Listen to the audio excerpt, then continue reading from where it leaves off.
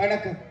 மாநாட மயிலாட மங்க சிவகாமியாட முக்கண்ணன் தலையில் நடனமாட அதை பார்ப்பதற்கென்று 33 தேவர்களாம் அமர்ந்து பார்த்தார்களாம். அதே போல இச்சிங்கார கலை முன்பாக வந்திருக்கும் அனைத்து நல்லவர்கள் அனைவர்களுக்குமே நான் தெலுங்காபுரி சிமையில் மன்னனாக விளங்கி வரும் கோட்டை பெருமாள் பணிவான வணக்கம் வணக்கம் வந்தனம் பல. இருந்தாலும் நான் வந்து வைணவ பக்தர்கள் இல்லையா, நம்ம அதாவது ஹரிராம கண்ணனை வணங்குறவன். அது மட்டும் இல்லாம சிவபெருமானையும் வணங்கிட்டு தான் இருக்கிறேன். அவையினால ஹரிஹர புத்திரனை வணங்கி விட்டு கதைக்கு செல்கின்றேன். இருமுடிதாகி ஒரு மனதாகி குருவினதே வந்தோ இருவினை தீர்க்கும் எமனையும் வெல்லும் உன் திருவடியை காண வந்தோ ஐயப்பா ஐயப்பா.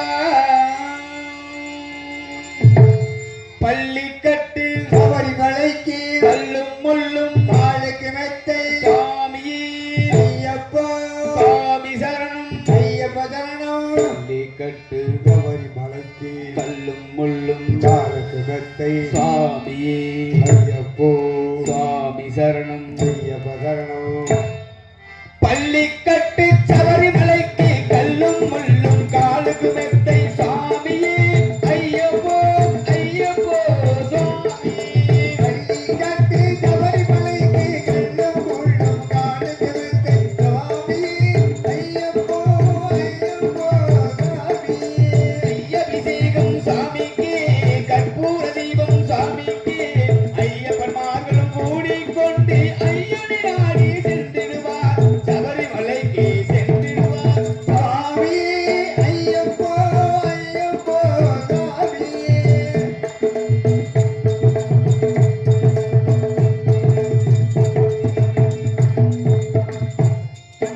கார்த்திகை மாதம் மாலையணிந்து நேர்த்தியாகவே விரதமிருந்து பார்த்த சாரதி மைந்தனே உன்னை பார்க்க வேண்டியே தவமிருந்தோ. பார்த்த சாரதி மைந்தனே உன்னை பார்க்க வேண்டியே தவமிருந்தோ. இருமுடி எடுத்து எருமேலி வந்து ஒரு மனதாகி வேட்டை துள்ளி அருமை நண்பரா பாவனை தொழுதி ஐயனை நல்மலை ஏறிடுவோம் சாமியே ஐயப்போ ஐயப்போ சாமியே.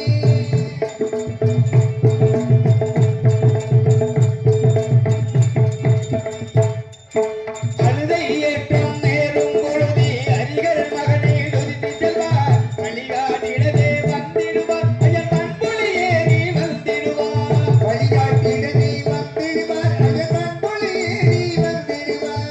கரிமலை ஏற்றம் கடினம் கடினம் கருணை கடலும் துணை வருவார் கரிமலை இறக்கம் வந்தவுடனே திருநதி பம்பையில் கங்கிடுவார் சாமியே ஐயப்போ ஐயப்போ சாமியே.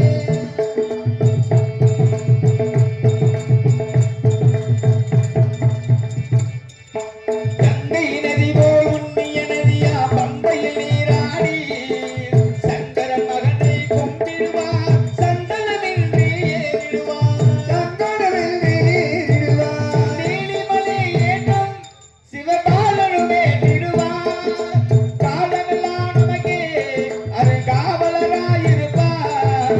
தேக பலந்தா பாத பலந்தா பாத பலந்தா தேக பலந்தா தேக பலந்தா என்றால் அவரும் தேகத்தை தந்திடுவார். பாத பலந்தா என்றால் அவரும் பாதத்தை தந்திடுவார். நல்ல பாதையை காட்டிடுவார் சுவாமியே ஐயப்போ ஐயப்போ சாமியே.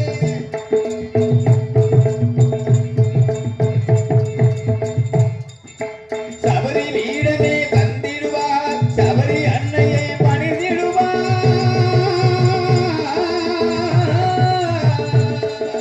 சரகுதியாலில் கல்விமார்களும் சரதினை போட்டு வணங்கிடுவார் சபரிமலை தனை நெருங்கிடுவார். 18 படி வீதி ஏறிடுவார் பகவானே கதி என்று சரணடைவார். மதிமுகம் கண்டே மயங்கிடுவார் ஐயனை துதிக்கையிலே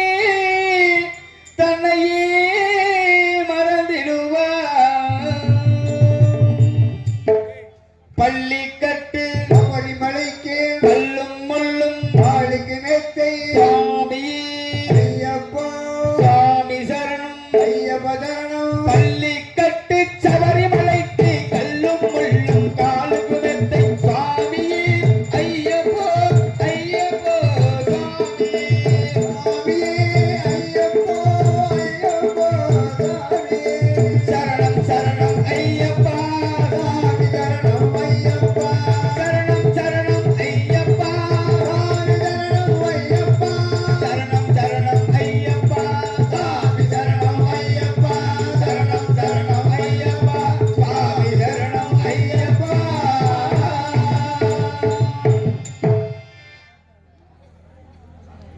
சின்னத்திரு குழந்தையாக இருக்கும் நன்றி நன்றிங்க. கைதட்டி அரவம் செய்த அன்பு உள்ளத்திற்கு நன்றி நன்றி. ஏன்னா தான் சின்னத்திரு, அதாவது இந்த கோட்டை பெருமாள் யாரு என்ன நாட்டு மக்கள் சந்தேகம் வரும் அல்லவா? இந்த மகவாய் நாடகத்துல 7 குழந்தை பெற்ற தந்தை நான் தான். ஆஹா, எப்படி பெக்க போறேன் நீயா? அப்படியா? கேப்பீங்க, எனக்கு தெரியும்.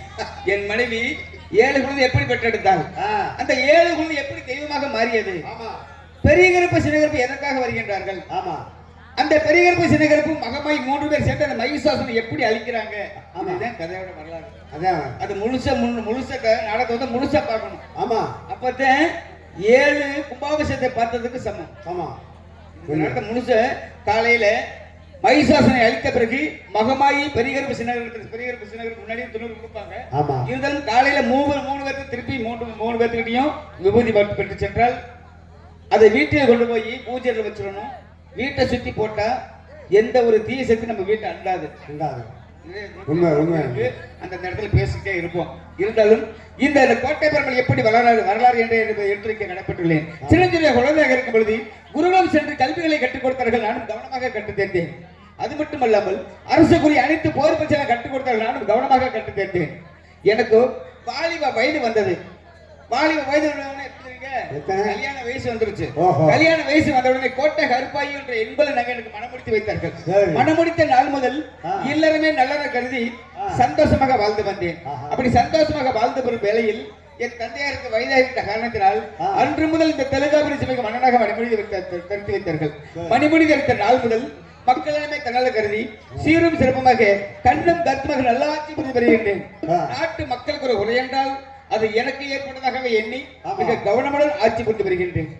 அது மட்டுமல்லாமல் நாம் தீட்டும் திட்டங்கள் எல்லாம் நாட்டு மக்களை சென்றடைந்து அதனால் பயனடைந்து நாட்டு மக்கள் சுகமாகவும் சந்தோஷம் வாழ்கின்றார்களா அல்லது துன்பப்பட்டுக் கொண்டிருக்கிறார் என்று ஆராய்ந்து பார்த்து வருவது என்னுடைய மந்திரியின் வழக்கம். இன்று நகரசனை சுத்தி பார்த்து வருகின்ற சென்ற மந்திரியார் இன்னும் வரவில்லை. மந்திரி வருகை எதிர்பார்க்க வேண்டும். மந்திரி வந்து ஒரு நாளைக்கு ஒரு மாதிரி போக மாட்டாரு. ஒரு நாளைக்கு மாடு மேய்க்கிற மாதிரி போவார். ஒரு நாளைக்கு ஆடு மேய்க்கிற மாதிரி போவார். மாறு பேசல போனது மாட்டு மக்கள் என்ன பேசுறாங்க ஆராய முடியும். மந்திரி போல போனா எதுவும் சொல்லுவாங்களா? சொல்ல மாட்டாங்க. மாறு பேசல மக்களோடு மக்களாக கலந்து உரையாடினாக்க என்ன வரும்னு கேட்க முடியும். அப்ப பண்ணி வைக்கிற மாதிரி போனா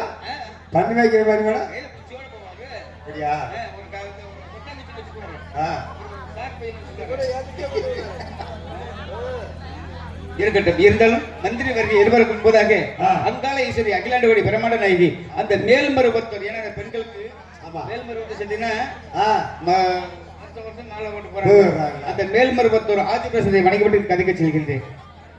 மேல்மருவத்தூர் ஆதிபராசத்தை வளர்ப்பதம் ஆடிடுவோம், காலமெல்லாம் நம்மை காத்திடுந்தா